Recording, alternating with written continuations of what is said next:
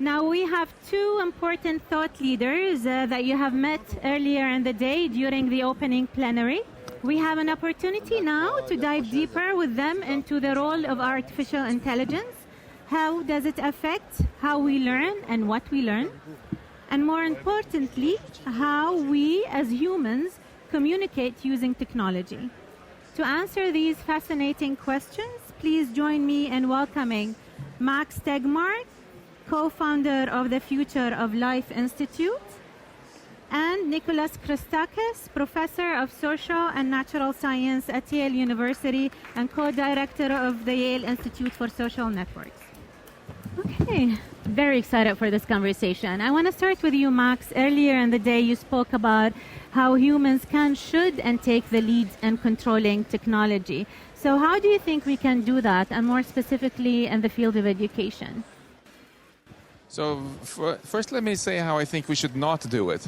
Okay. I feel there's a growing group of people who have made technology their new religion, where they just take as a fundamental article of faith that you cannot question, that more technology is always better, even in the classroom. Right. Let's just buy more iPads for everybody, and it's going to be great for the kids. I think I want to challenge that. I want to ask not what technology... I want to start with the humans instead. What do we want to happen in our education? What do we want to... And that should dictate both what technology we use to help the education, and when we ask what we should teach, we should also think about what sort of AI-dominated world we're actually trying to prepare our students for. So do you think we can proactively use AI to improve education? I mean, following up to what you said earlier. I think there are many wonderful ways in which we can use AI to make technology better. As I mentioned very briefly, we can certainly use technology to make education more accessible. I'm quite proud that my own university, MIT, was the first in the world to put all our best courses online for free through MIT OpenCourseWare. And I'm actually curious if anyone here has ever used that in your classroom. That makes me very happy. And now, of course, there's so many MOOCs which really give away for free things we want the whole world to learn. And also, I think individualizing education is a great opportunity. When I teach a large class, it's so hard for me to teach to everybody. Students come, and if we can complement what I do as a teacher with more individualized tutoring and so on, where every student can get exactly what's in their zone of proximal development, I think this is going to be very beneficial for students too. Then I take the conversation to you, Nicholas. You also mentioned earlier today what makes us human is our social behavior. So how do technologies affect the way we interact with each other? So to illustrate this point, what I'd like to do is to tell a little sort of story and then generalize. So imagine a digital assistant like Alexa. The manufacturer of the digital assistant makes it so that it is a very obedient device. So you don't have to be very polite to the Alexa. You don't have to say, "I'm sorry, Alexa, to interrupt you. Please, could you tell me what the weather will be like tomorrow?" You can speak in a very rude way to the device. Weather, you just say to the device. And ordinarily we think about that as a human-computer interface or interaction problem. And the manufacturer of the device only thinks about it in that way. How should we optimize this device so that it meets the needs of the direct user? But now imagine that your children are interacting with this device and they learn to be rude. And then they go to the playground and they are rude with other children. So the introduction of this device into our midst in what I call a hybrid system of humans and machines changes the nature of the interaction between the humans. So for me, the interesting thing is not how do we design the device so that it interacts with a human, but rather how is the device designed so it changes human-human interactions. And that simple example is going to increasingly affect many other things. So imagine, for example, in a checkout line, when we add an automated checkout, a robotic checkout device. That device is designed in a way that, for our interaction with it, to make it easy. But how do you think it's affecting how the other human checkers interact with other human customers. Maybe, for instance, they become ruder because they think they can be like the robots. Or maybe they try to be more polite because they want to distinguish themselves from this machine. Maybe they start working faster because they, again, want to distinguish themselves. Or maybe they work slower. They figure, well, the machine is the fast one. I can be the slow one. Again, the point is the device added into our midst in a hybrid system changes how humans interact with each other. And so in that regard, I'll say one more story and then I'll shut up. No, so I think, so Max mentioned the story of Lee Sedol this morning. Go is an ancient Japanese game. It is extremely popular in Asia. The world champion Lee Sedol, his face is on noodles. If you go to Korea, like, he's so popular, they sell products with his image, something which you couldn't imagine in the United States. So the device was programmed just as Max said. It eventually had this championship match. Lee was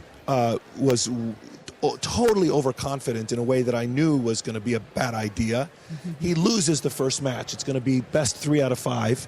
He loses the second match, and then he loses the third match. So he's lost. And I'm very upset at this. And Lee plays the fourth match, and he beats the machine. He beats it. And my heart was soaring. I was like, yes, the human can beat the machine. But here's the part of the story that's interesting to me. Afterwards, after Lee played with the machine, the world champion Go player, said that he started playing with other humans differently. He learned something from the machine, and it changed how he interacted with other humans. So all these examples are, to me, very important examples about what in my laboratory, we investigate this phenomenon, what we call hybrid systems, and how adding AI into social systems changes human interactions. Okay, so you want to comment? Yeah, if I can just follow up on this point that Nicholas made. It's fascinating to look at how the machines affect our human behavior. I'm a teacher myself, of course, also. I teach my university students, and I have to say I've seen major changes in the students' behavior over the past 20 years. I feel that the students today have significantly worse attention span.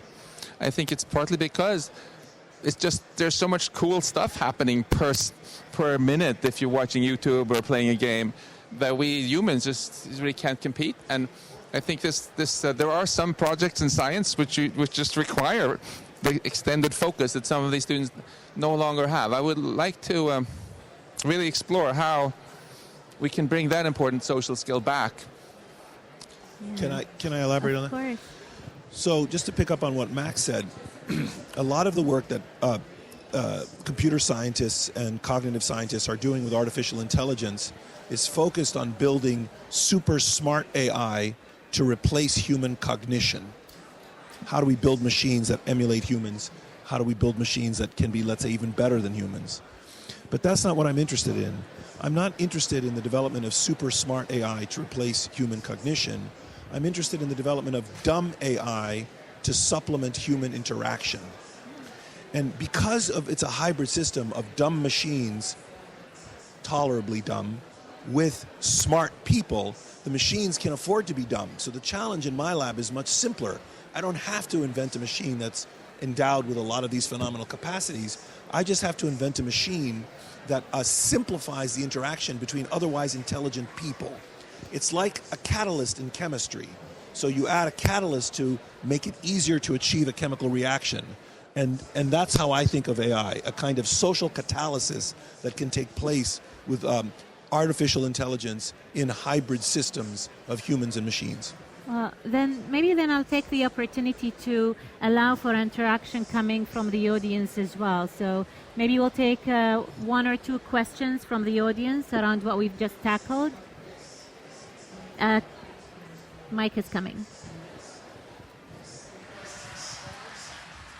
Thank you so much for the talk.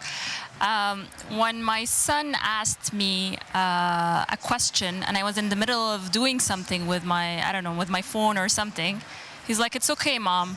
I'll go to Alexa and ask her." And then I was like, oh my God, I'm losing my kids. So I actually, when I'm at home, I close my phone and I'm like, no, Alexa's not going to be the mom. When he wants me, I'll be there, and so on. So I don't know where we're going, honestly. My question, I can ask you in a different way. I think I have a different topic in a way. All around us, we have technology for everything and AI for mostly a lot of things. But I see the medical field and the health field is like the least going, like technologically wise. Do you see anything improvements in that field in terms of technology and AI? Maybe that's more of a Max question. Yeah, so you raised two questions there. On the medical side, obviously there's a huge disconnect between what researchers at DeepMind and places like that are doing with state-of-the-art cancer diagnosis and so on, and the most urgent needs in hospitals around the world. The latter are usually ridiculously low-tech, like, oh, this patient just came in, I can't read their journal, I'm the doctor, because they came from a different unit which use a different database. You know, please, any policymakers around here, agree on a standard data format. There are encryption techniques that will guarantee the privacy of everybody, and just get this done. This is going to help all the research and save so many lives. Coming back to the original part about you as a mother getting replaced by Alexa, this brings back again this question about what AI does to us. And I think, you know, my wife sitting over there, Maya, who was on stage just before me, likes to point out that we really face a choice between what she calls enfeeblement on one hand and empowerment on the other hand. We should think of how we can use the technology to bring out the best in our human interactions, and not instead to replace those so that we become enfeebled. I'm kind of okay with being enfeebled whenever I drive and just being told by the computer, turn left, turn right, because that's not a very central part of being human to me, the navigation. But if it gets to the point where we get really bad at communicating, you know, with our families, that's terrible. And I sense also that my students today, compared to 20 years ago, have worse social skills. Sometimes I'll tell them to come to office hours, and then they'll be like, can't I just text you instead? Because they have a real feeling of awkwardness. Or even my grad students, I'll say, well, this professor isn't getting back to you, just phone her. They're like, no, I feel so awkward, I'll just send another email. No.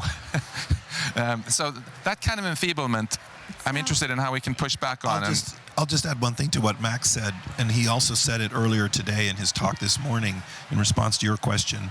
So, for example, imagine technology, AI-enabled technology that processes images, where I think a lot of the best work is being done right now, whether it's detecting tumors in pathological slides that humans are less able to detect, or in X-ray images, for example, or proposing diagnostic possibilities that even a phenomenal doctor cannot remember, of every obscure possibility with every kind of image. I think that the combination of humans and machines, at least in our lifetimes, is going to be where the action is. So I don't think AI will replace radiologists. I think radiologists using AI will replace radiologists that don't use AI. And I think that's what's going to be the model in many medical applications. Other fields are different. So you've talking about the kind of the downfalls of the integrating AI into our lives, but can we talk a little bit about how can we mitigate those? I think that's we always come back to this fundamental question. How do we mitigate those, and how can we come together from the different sectors to make sure that we're talking to each other and mitigating those challenges?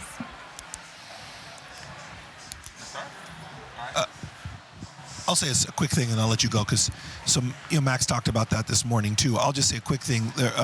I make a very narrow, I'm no expert in this, but I make a very narrow argument, which is that these evolved capacities that we have as human beings to live together, that in order for the AI that we add to our midst to lead to a utopian rather than dystopian future, those devices will have to respect what I call the social suite this morning. It would be like if we had an air conditioning device that could cool the room even better, but it released a toxic gas. We would say, no, we are the ones that decide how the machine should be designed so it cannot release a toxic gas. So same would go with the kinds of artificial intelligence. That's the only thing I have to say. And I would say that to get this good future, we have to, as individuals,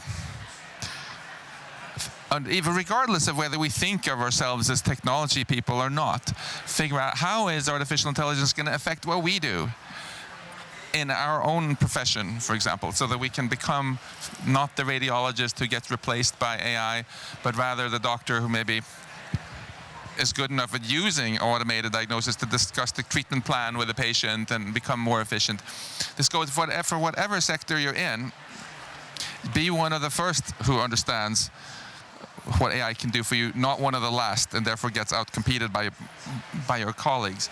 And it's the same for us as citizens. You know, if the reason that politicians today are so ignorant about AI is because we're not asking them the tough questions.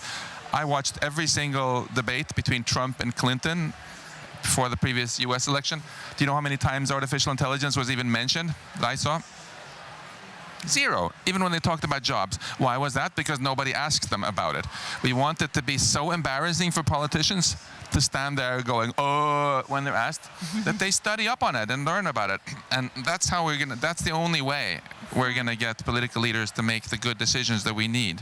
So we're saying, as you've mentioned also earlier, Nicholas, AI, and the question also raised over here, AI is affecting our behavior. Are we concerned that a time will come where we're going to become more segmented as a society? Is it going to have an impact on our empathy, which is a very important human value? I address the question to both of you. I think we've already seen great decreases in empathy on online chat forums, the comments fields under news articles and so on, right? Because those traditional mechanisms that evolution has given us with it, we know the person, and if we insult them in public, it's going to come back to us. Suddenly we feel, oh, it's safe now, and it sort of brings out the worst in us. So I'm very interested in how we can tweak things so that these technologies bring out the best of us. This is more your expertise now. Well, I thought you were taking it in a different direction. The point I would make, and it's not exactly answering your question, but it is something we should discuss. Historically, every time, and actually Max just alluded to a variant of that, historically, every time a new technology is introduced, almost without regard to the technology, it's typically adopted by high-status people earlier than low-status people. And as a result, you get widening income differentials, you get rising inequality, not lowering inequality. So the fantasy that we're going to technologize our way out of the inequality problem in our society is, I think, wrong. I think we're going to get increasing differences. And this goes for good or bad technologies. So cigarettes are first adopted by wealthier people in the United States rather than poor people. And actually, when it's discovered that cigarettes are bad, they're given up first by wealthier people than by poor people. So people at the higher, however you define it, wealth, education, whatever it is, typically adopt these technologies. So I am worried that we already have a global problem with inequality.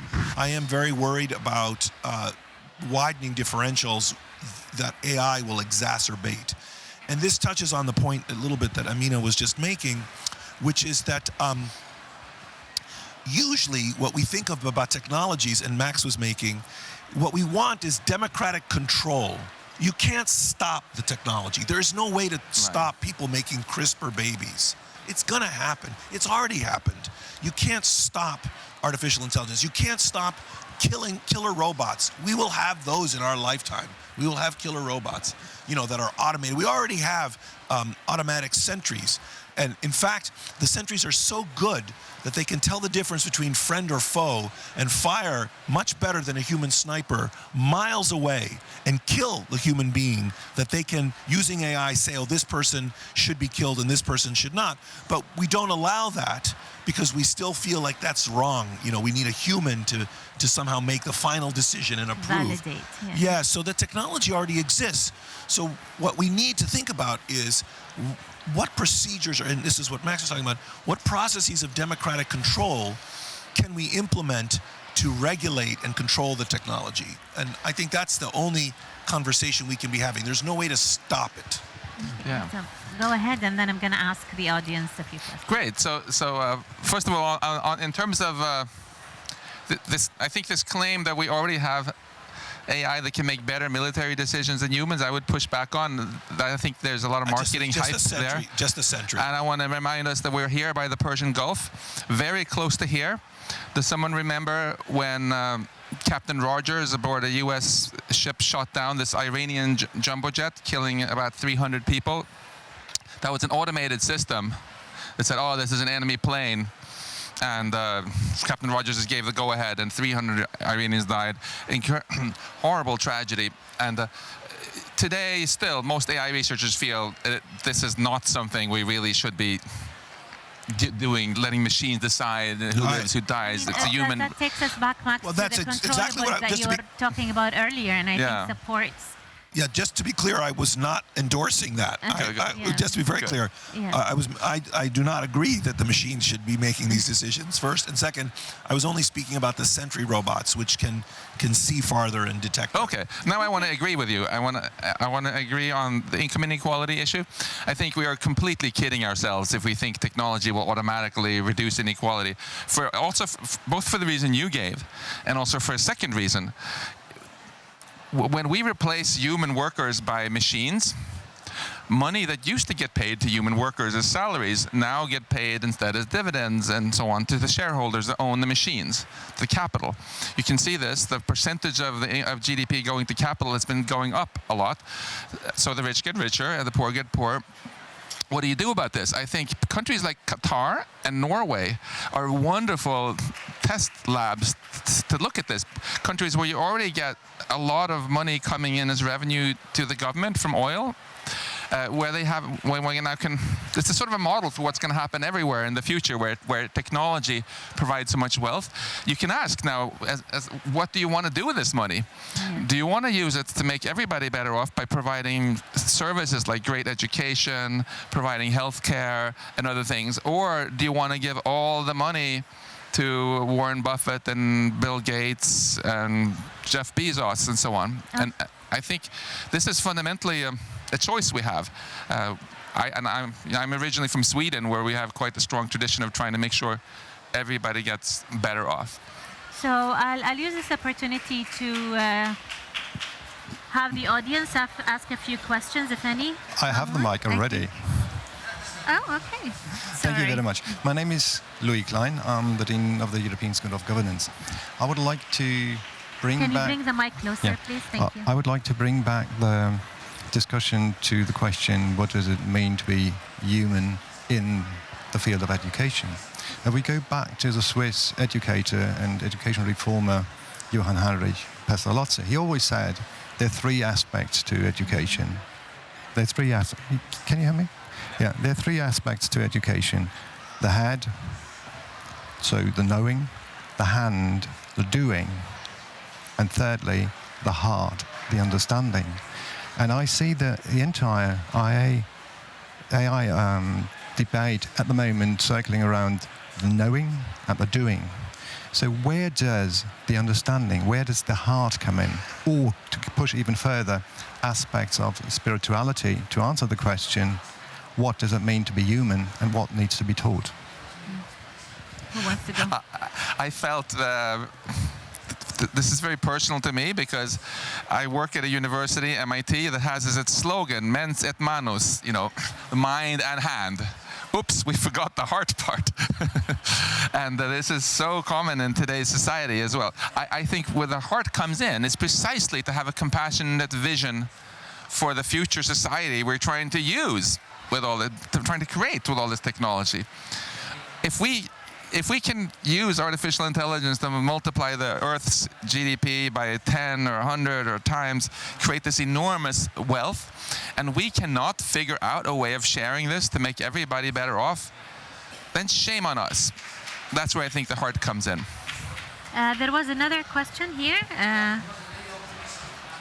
Okay, next, and then... So, my name is CJ Westring, representing EF Education First. Can you raise your voice, please? And Yes. I picked up something that Max said about focus. There's a famous clip where Bill Gates' father is asking Warren Buffett and Bill Gates if they can summarize what made them so successful. And they write on a piece of paper, both of them at the same time, not looking at each other. The single word is focus. So you seem to be wanting that to become more important in the future, Max. To you, Nicholas, do you agree with that? When we get into a world of singularity, that focus will be important indeed. And if so, since we're here at WISE speaking about education, how can we teach our kids to have more focus going forward? Thank you. That's for you, Nicholas. No, the first part was for Max. Okay. You're the moderator now. You Yes. choose who answers. No, it was a hard question, so I'll let Max handle it. Of course. I'll just say on the focus thing. That I think focus is a virtue. I'm not going to argue against focus, but I think it's very difficult to pick any single virtue. Like grit is also a virtue. Right? There was a big movement about grit in the last few years. And people think, earlier we were hearing about STEAM, the arts is a virtue and mathematics is a virtue. And so I don't think there's any one trick, that one virtue or talent that a human being needs to excel. So I wouldn't speak in those simplified terms when I was thinking about it. So you've been volunteered, yes. Yeah, for me, I think in my own life, whatever I may have accomplished, focus has been a huge part of it. And I don't just mean the ability to focus on something now for 5 minutes, but to have a goal I'm really passionate about and sticking with it for 6 years if that's what it takes. And here I think we Westerners actually can learn a lot from Eastern thought. In the West, there's so much focus on giving our students self-confidence. In the East, there's a lot more focus on self-discipline. And which I think of as the ability to keep focus on whatever you've decided you want to do, for a long time, even if it's tough. Because some of the hardest things in life, some of the things that are most worth it, take focus. They don't come easy. And you're going to keep getting punched down and fail a bunch, and you sort of keep going. And I think it's very important that we take this important Eastern lesson and integrate it into our education. And let students sometimes be bored for a while or have projects that fail, and then so they can get practice not giving up so easily. It's sort of the opposite of this instant gratification 3-minute YouTube video that we were in now. But I think it's incredibly important. Thank you. One question over here, Ganka.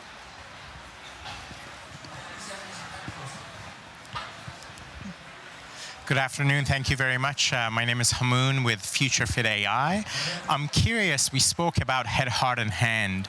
And if we think of those as human skills, and with AI initially starting with hand skills, now increasingly with head skills cognitively taking over, is it that human uniqueness is an absolute, or is it really a matter of relative uniqueness in time, and that over time, even the hard skills that we cherish so much might and will eventually be done better and more effectively by some of these AI systems that are being developed?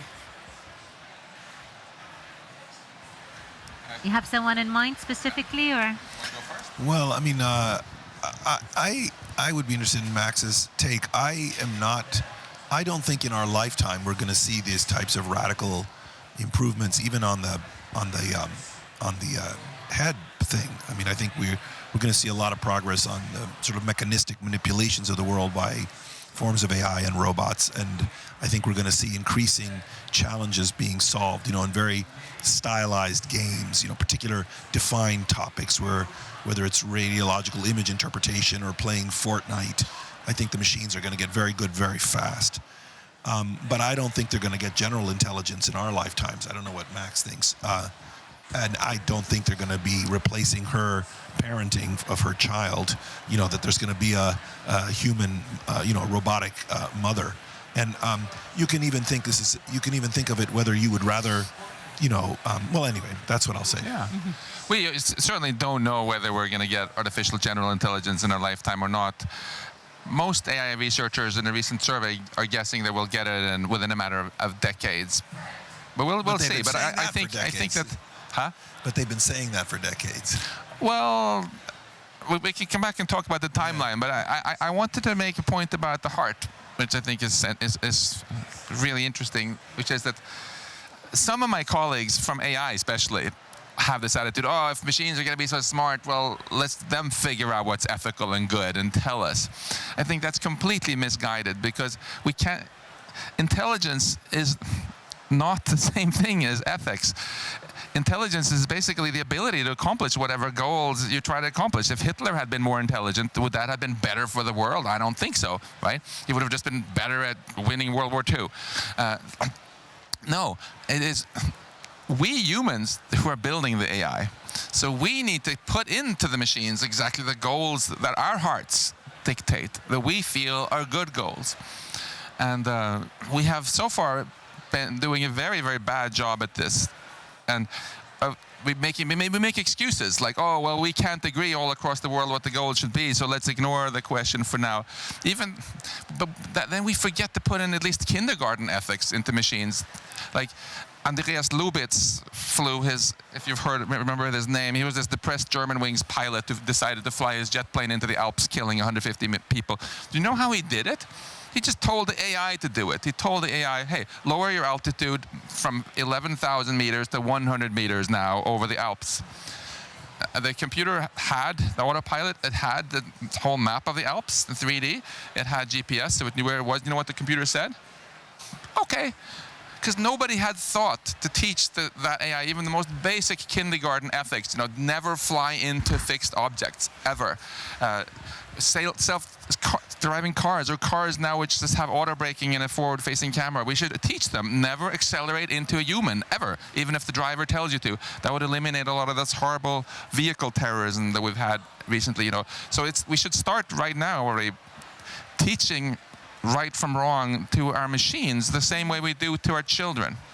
This is actually a great transition to a wrap-up question, and bringing it back to our theme of unlearning and relearning what it means to be human. So in this era of AI, how do we redefine the common denominators of our shared humanity? How can we do that? You're volunteered now. Yeah, he's getting back at me. Yeah. The argument I make in my book Blueprint, which was just published, The Evolutionary Origins of a Good Society, is that we're going to need a new social contract with machines. I think as we add these machines into our midst, we're going to need to think again about what it means to live collectively, not just with each other, but with these machines in our midst. And a very simplified version of that argument would be that just like we design other types of technology to be mindful of us and our human frailties and our soft bodies and our need for oxygen and our size and every other aspect, we're going to have to design robotic forms of intelligence that live in our midst in a way that are mindful of how we live together. And I summarized some of those ideas this morning. Max, you want to say? Yeah, I think I would like to continue on that theme, on an optimistic note that you had this morning, that rather than just highlight all the bad things that we humans have done, there's a lot of goodness in evolution, and the arc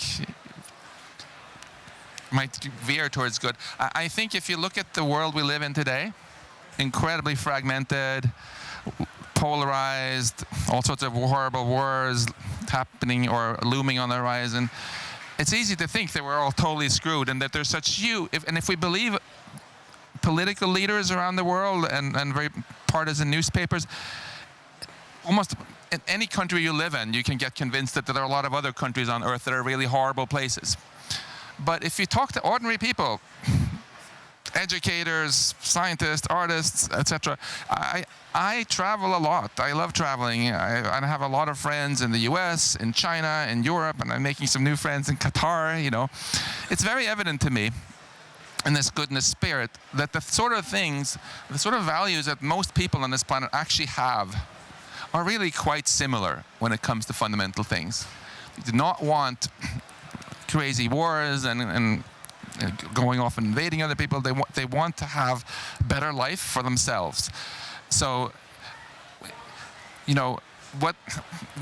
there's so much misguided zero-sum thinking that are like some people think America can only win if China loses. You know, what does it mean that America wins? It means that all Americans get better off. What does it mean for China to win? It means all Chinese get better off. What does it mean for everybody to win? It means Qataris get better off, Swedes get better off, Greeks get better off. We can all have that at the same time because technology can dramatically increase the overall wealth we have. We learned this lesson in Europe already when we finally stopped having world wars and everybody got richer. And I think we can clearly do it again on a global scale. And the key is conferences like this, where people who come from all over the world talk to each other, make these connections, and realize that the basic goodness is shared. The basic things that we all want is very much the same. And now we just have to figure out a way of communicating that to our political leaders. Well, thank you for, you want to say something, Nicholas? Well, thank you so much for that positive note. And with this note, we end our panel and a beautiful conversation for this afternoon. Thank you, Nicholas and Max, for joining us.